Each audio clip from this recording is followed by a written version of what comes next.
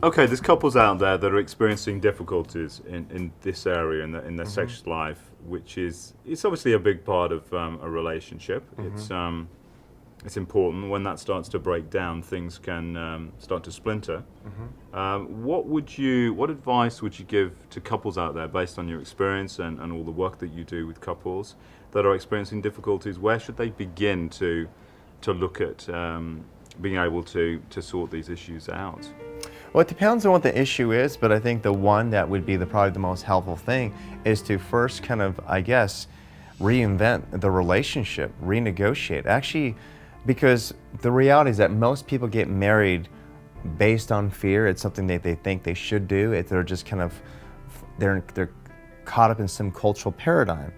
It's like looking at your partner and being able to really see that person coming forth and trying to understand herself and co-create with you. Now, she or he might not be able to meet all his expectations, but if you know that there's some ultimate purpose that you've come together to do, then it starts taking away like these judgments about his or her behavior and connects it to a more enlightened, heightened way of being with each other. In other words, when most people come together, they come from a place of lack. They're trying to fill a void.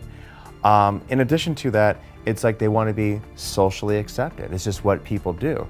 For example, I went to a reunion, this weekend, and people are asking, so when are you going to get married, or why are you not married?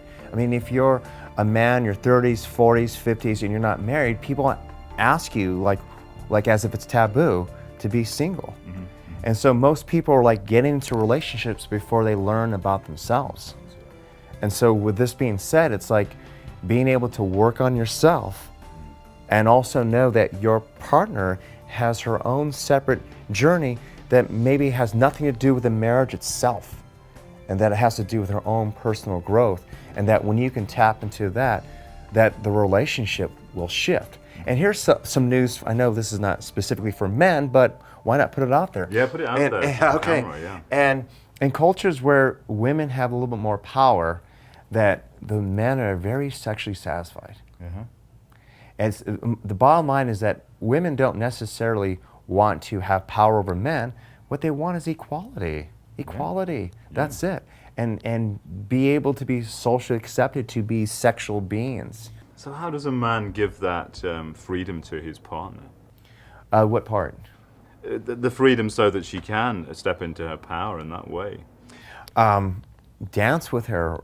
Recommend her going to some sacred circle or where other women come together and dance and connect to that.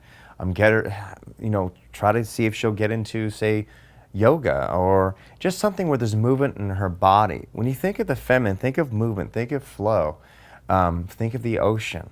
The masculine is more, I guess, calculated. It's more left brain. It's problem solving. It's linear.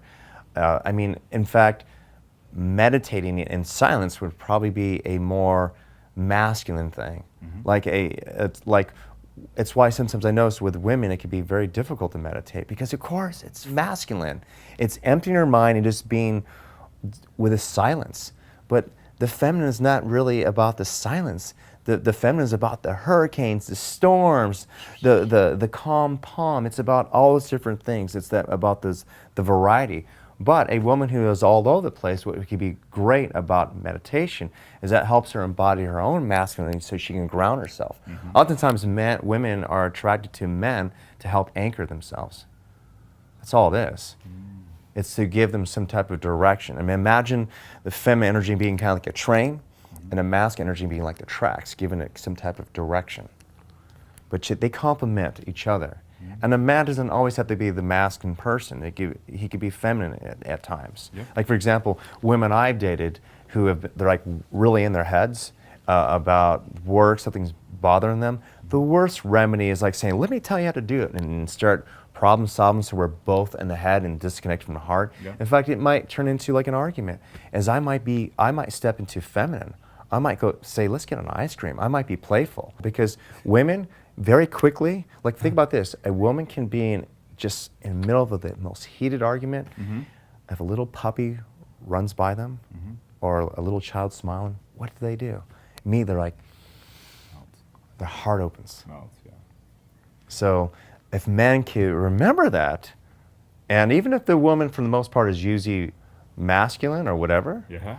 you just step into that softness, she's Yeah. going to go right there. Yeah, so a woman's raging, she's in front, and she's just on fire, she's angry, and you just go, Yes, yeah. and something transforms. The heart goes, melts.